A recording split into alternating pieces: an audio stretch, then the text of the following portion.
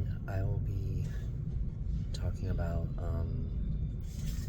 CNA practice questions for practicing for CNA exams to help people that are having issues with studying for the exams. So I'll be going through practice questions that might be on the test to help you guys. So question 1, one of the following responsibilities is not accepted of a nursing assistant? A, bathing a resident or assisting in the process. B, dispensing medications. C, cleaning the room of a resident. D, using an ice pack if directed to. So the correct answer is B, dispensing medications. So dispensing medications is not accepted of a nursing assistant. This rule is left by personnel with relevant license like RN, LPN, or others.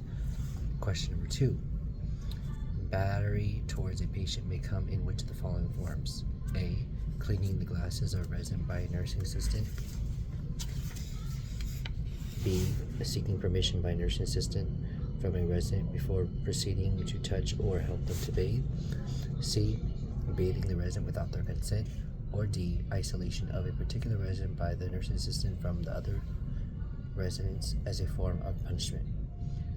So the correct answer is C, bathing the resident without their consent is considered battery. When a nurse assistant bathes a resident without the permission, such as considered as battery isolation. Okay. Question number 3. Having detected that a resident in the facility is suffering from abuse due to several mysteries, bruises, refusal to provide answers to inquiries, and unwillingness to undergo ADLs, how best can you approach the situation as a nursing assistant?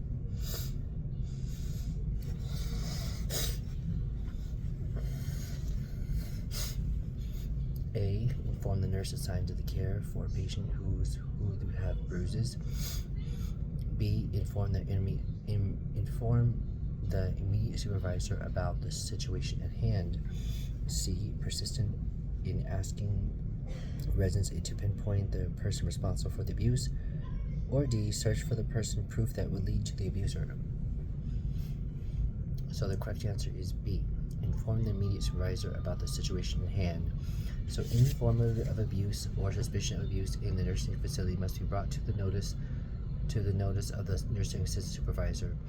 This is because the situation is in hand beyond the scope of practice of a nursing assistant, and it's good enough to wait to notify the nurse about the abuse. This may hinder the resident from getting the needed help in the time. Okay, question number 4. One of the following is an example of MRSA,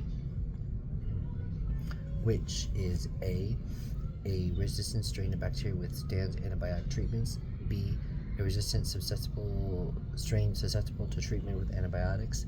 C, a mnemonic that remembered how to react in the event of a fire facility. Or D, a group of activity guidelines made to ensure the safety of the residents. The correct answer is A, a resistant strain of bacteria that withstands antibiotic treatments. MRSA is an acronym for methicillin-resistant Staphylococcus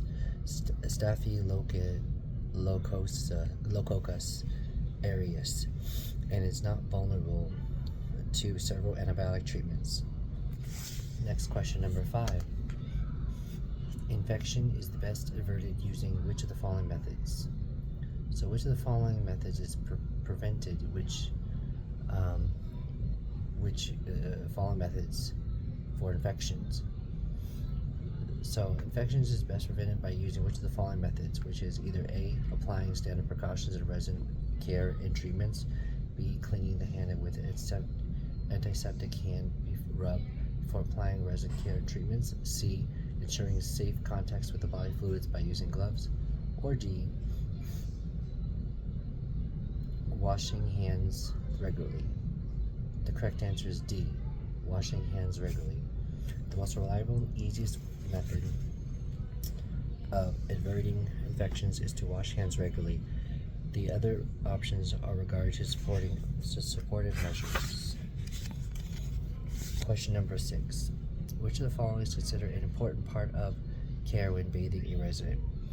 A, cleaning a resident perineal before their face. B, ensuring better circulation by using cool water before bathing. C. Allowing residents to participate in the care and give them a sense of independence. Or D. Handling all care tasks for the resident so that the resident can save some energy. The correct answer is C. Allowing residents to participate in care to give them a sense of independence. When a nursing assistant allows a resident to take part in care process, they are giving them a form of autonomy, which is freedom, while increasing their self-esteem. Okay, question number 7. Among all the possible skincare measures of a nursing assistant can apply to a resident, which of the following is correct? A. The correct nursing assistant does not begin perineal care except for in presence of a second staff member. B. Report identified unbalanced red cut area on the sacrum of the resident to the nurse. C. Applying a talcum powder before the resident's abdominal folds. D. Applying a prescription anointment on the order of the nurse. The correct answer is B. Reporting an identified balanced red area of the sacrum of the residence of the nurse to the nurse. Any red pressure spots discovered on the resident's skin must be immediately reported to the nurse by the nursing assistant without applying any prescription ointments. There is no need for a second staff member for perineal care, and talcum powder is not fit for the situation. Question number 8. One of the following checks must be completed before shaving a resident by the nursing assistant. A. The instructions of shaving that concern clotting issues and problems. B. Heart condition history of the resident. C. The presence of the personal razor of the resident. Or D. Any history of refusal ADLs by the resident. The correct answer is A. The instructions on shaving that concern clotting issues or problems. The resident's plan for care conditions contain important shaving instructions.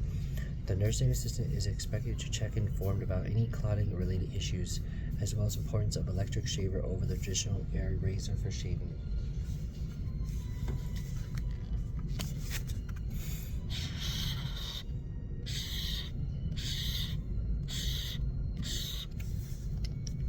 Question number 9. One of the following is a probable symptom of fecal impaction. A. Dark urine. B. Excessive flatulence. C. Stool leakage using small and watery. Or D. Pains around the abdomen. So the correct answer is C. Stool leakage usually small and watery. Fecal impaction is best explained as a watery leakage of the stool around the blockage. It's also referred to as bowel obstruction. Okay, question number 10. Dyspnea allows a situation where a resident experiences difficulty with which of the following processes? A. Urinating. B. Breathing. C. Swallowing. Or D. Defecating. The correct answer is B. When a patient finds it difficult to breathe, the condition is called dyspnea.